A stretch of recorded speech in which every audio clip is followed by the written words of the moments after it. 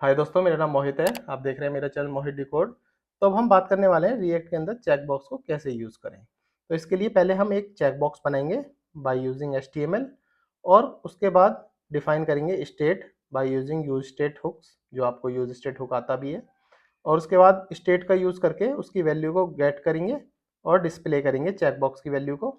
और एक clear button बनाऊंगा जिससे चेक बॉक्स क्लियर हो जाए आराम से, और डिस्प्ले कराऊंगा चेक बॉक्स की वैल्यू। ये चेक बॉक्स की वैल्यू जो थी ट्रू और फॉल्स के बेस पे वो नीचे डिस्प्ले करेंगी। ये जो मैंने अब तक आपको बताया, आपको लग रहा होगा ये तो सिंपल वैसा ही है जैसा ऑन चेंज पे मैंने समझाया था। मैं दिखा देता हूँ आपको।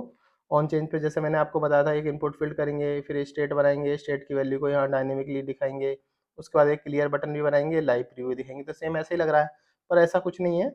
ऑन चेंज जो था बहुत सिंपल था, क्योंकि इसे इनपुट फील्ड पे कर रहे थे। इनपुट फील्ड पे चीज़ें आराम से हो जाती हैं। बट जो ये चेक बॉक्स है, इसमें ना मल्टीपल सिलेक्ट भी हो सकते हैं, इसमें सिंगल सिलेक्ट भी हो सकते हैं। जैसे कि फॉर एग्जांपल मैं नॉर्मल एक mozilla.org डेवलपर फोर खोल लेता हूँ। इसमें देखो दो चेक बॉक्स है, इसको भी चेक कर सकते हैं, कोडिंग को, म्यूजिक को भी। चाहो तो एक को हटा दो या दोनों को हटा दो। HTML कोड सिंपल होता ही है। टाइप चेक बॉक्स, जैसे कि टाइप टेक्स्ट होता था, टाइप पासवर्ड होता था, टाइप नॉर्मल ईमेल होता था। इस हिसाब से टाइप यहाँ डिफाइन करेंगे। इस हिसाब से HTML तो हर जगह यही यूज़ होती है जैसे होनी है, एक लेबल बना देंगे। इसी हिसाब से आप HTML को यूज़ करेंगे। बाकी थोड़ा सा लॉजिक रिएक्ट में अलग होता है, इसलिए आपको ये लेक्चर में थोड़ा सा सिखा रहा हूँ। तो इसमें थोड़ा सा आप देखोगे तो थोड़ा डिफरेंट है ये, इसलिए आपको ये सीखना बहुत ज़रूरी है। तो ठीक है, अपना VS कोड पे जाते हैं और अपना कोडिंग स्टार्ट करते हैं। तो VS कोड पे मैंने ऑलरेडी एक छोटा सा कोड बना रखा है। इसको चला के देखते हैं कि सर्वर ऑन है कि नहीं। ठीक है, ऑन है ऑलरेडी। तो इसी में मॉडिफिकेशन कर लेते हैं, जो हम करना होता है उस हिसाब से ही हम करेंगे। ठीक है, पहला करते हैं क्रिएट सिंगल और multiple check box in React में, और एक स्टेट बनाना है। तो ठीक है, पहले मैं स्टेट बना लेता हूँ। उससे क्या होगा, स्टेट का काम खत्म हो जाएगा। कॉन्स्ट स्टेट कैसे बनाएंगे, एक बनाते हैं सिलेक्ट सिलेक्टेड और सेट सिलेक्टेड करके एक स्टेट बना देते हैं। स्टेट को हम तीन चेक बॉक्स ले लें, तीनों चेक बॉक्स का नाम, एक का HTML, एक का CSS और एक का जावास्क्रिप्ट रख लेते हैं। इस हिसाब से चेक बॉक्स तो तीन लेने हैं, तो इसको ऑब्जेक्ट के अंदर ले लेते हैं। तो फॉर एग्जांपल पहले लेते हैं HTML, इसको इसको फॉल्स, अभी इनिशियल में सबको फॉल्स रख देते हैं। सबकी स्टेट इनिशियल में फॉल्स रख देते हैं, HTML CSS की फॉल्स भी और जावास्क्रिप्ट की फॉल्स भी। ठीक है, तीन स्टेट लेनी मैंने, HTML CSS जावास्क्रिप्ट ऑब्जेक्ट के अंदर ली है, और तीनों की इनिशियल वैल्यू मैंने फॉल्स रख दी। ठीक है, और यूज स्टेट हुक ऐसे काम नहीं करेगा जब तक यूज स्टेट हुक को रिएक्ट के साथ इंपोर्ट नहीं करेंगे। तो ये इंपोर्ट भी कर ली। पहला पॉइंट हमारा क्लियर हो गया कि मैंने स्टेट बना ली है। स्टेट बनाने में कोई इशू आना नहीं चाहिए। अब तक तो आप सीख गए होंगे स्टेट कैसे बनाते हैं। ये ऑब्जेक्ट के थ्रू स्टेट बनाइए, नॉर्मल स्टेट ब्लैंक भी बन सकती है, कैसे भी बन सकती है, जैसे भी बनाना चाहे। बाय यूजिंग एरे भी कर सकते थे ये काम को, चेक बॉक्स को बाय यूजिंग ऑब्जेक्ट भी कर सकते थे। तो मैं ऑब्जेक्ट के थ्रू आपको सिखाना चाहता हूँ, तो आप सब कुछ ईजिली सीख पाएंगे। तो अब क्या था, मैंने एक स्टेट बना ली। अब एक सिंगल और मल्टीपल चेक बॉक्स के लिए HTML बना लेते हैं। एक HTML की जरूरत पड़ेगी बॉक्स के लिए, तो ये डिव रहने देते हैं यहाँ पे, और इस H1 में लिख देते हैं मोहित डिकोड्स, और इसमें चेक बॉक्स सिंपल लिख देते हैं, जो आपको पता रहे कि ये कोड किस लिए है। यहाँ से ये हटा देते हैं, इतना ये हो गया। अब एक बनाते हैं लेबल,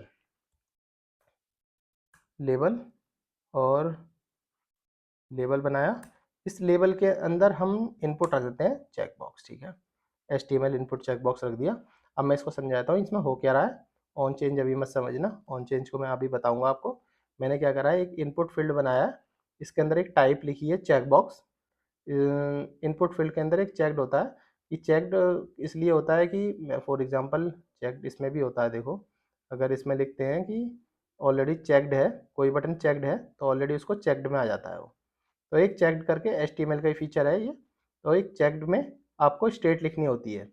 स्टेट जो इनिशियल स्टेट है, जैसे कि सिलेक्टेड डॉट HTML, तो इनिशियल स्टेट क्या है, फॉल्स है इसकी।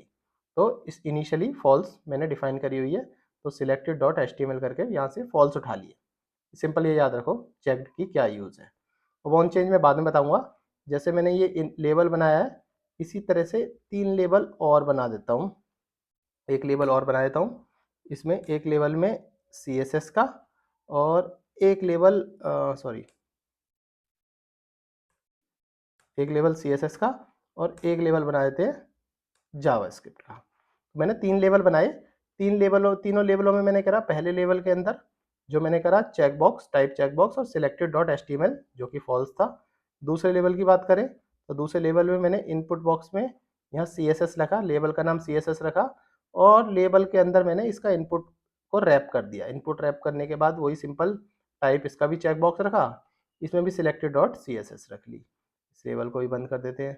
तीसरे लेवल में JS रखा जावास्क्रिप्ट, इसका भी चेक बॉक्स रखा और इसके अंदर भी selected dot JS। Selected dot JS का मतलब है कि तीनों लेवलों में मैंने इसकी इनिशियल वैल्यू को डाल दिया है। अभी कुछ नहीं करा है, सिर्फ इनकी इनिशियल वैल्यू को लेबल्स के अंदर फिट कर दिया है। और अब हम कोड देख लेते हैं। तो कोड हमारा कुछ इस तरह से दिख रहा है, HTML CSS जो क्लिक नहीं हो रहा है। अभी क्लिक मैंने फीचर बनाया ही नहीं है तो क्लिक हो नहीं रहा है। सिंपल इसका JS CSS और एक टैब दिख रहा है, एक टैब दिख रहा है। और इनिशियली जो था, अगर मानो मैं इनिशियल HTML की जगह ट्रू कर देता, इनिशियल वैल्यू ट्रू कर देता, तो हमें ऑलरेडी ये चेक्ड दिखती।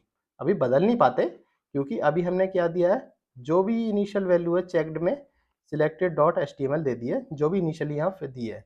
तो इसमें देखो ट्रू दी तो मेरे चेक आ गया। तो अभी इसको फॉल्स ही रहने देते हैं क्योंकि हम अपने हाथ से करेंगे डायनेमिकली।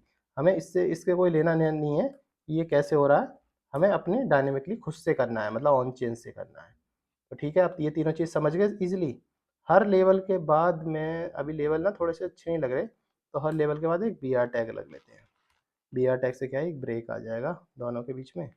तो यहाँ करता हूँ, यहाँ करता हूँ और एक यहाँ भी रख देता हूँ। ठीक है, तो यहाँ पे क्रॉस, यहाँ पे क्रॉस। ठीक है, ये कर दिया तो तीनों अलग अलग लाइन में आ गए, अब ठीक से दिख रहा है। तो अब क्या करते हैं, पहला लेवल पे बात करते हैं, सबसे फर्स्ट लेवल पे।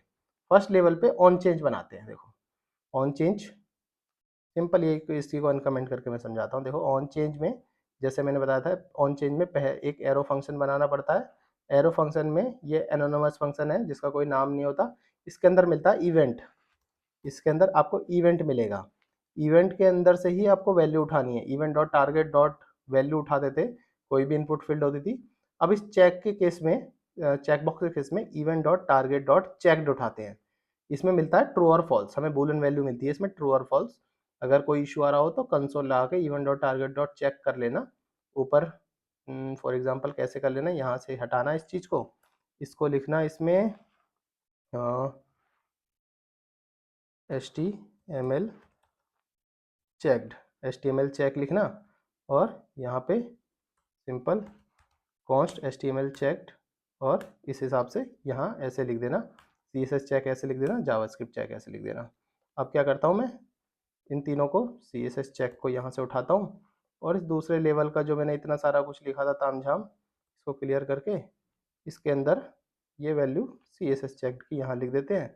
और तीसरे लेवल उठाते हैं क्योंकि सब चीज़ यहाँ लिखना ठीक नहीं होता, तो तीसरे लेवल की भी तामझाम यहाँ से उठा के ये JS चेक लिख देते हैं। बस इनकी तीनों की एक एक फंक्शन की कॉल, फंक्शन को वैल्यू को कॉल कर दिया।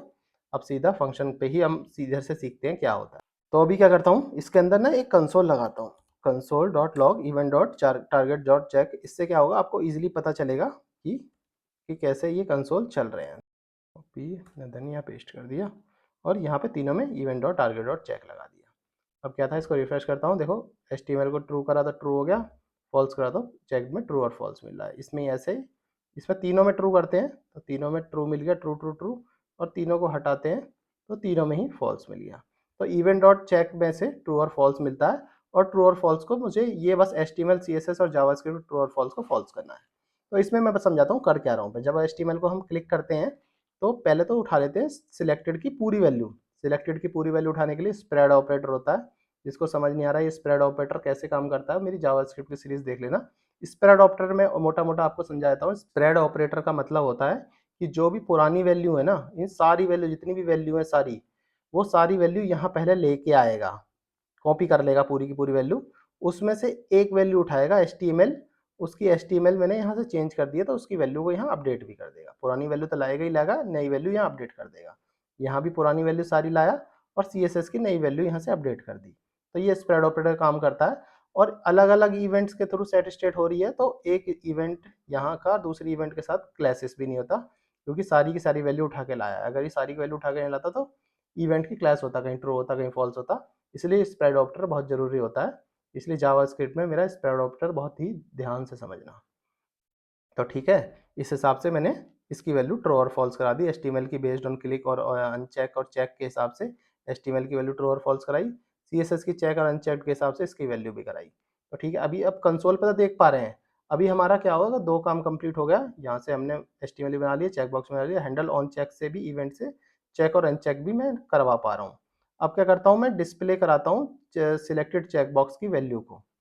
इसमें मैंने देखो एरे और ऑब्जेक्ट दोनों लिखा था, पर मैंने ऑब्जेक्ट से करा रहा हूँ। एरे से आप करना, आपको ईजी समझ आ जाएगा एरे से कैसे होता है, क्योंकि सीधा मैंने ऑब्जेक्ट बनाया, ऑब्जेक्ट ना बना के इसके अंदर एरे एचटीएमएल सीएसएस जावास्क्रिप्ट रख लेता, उससे भी हो जाता काम।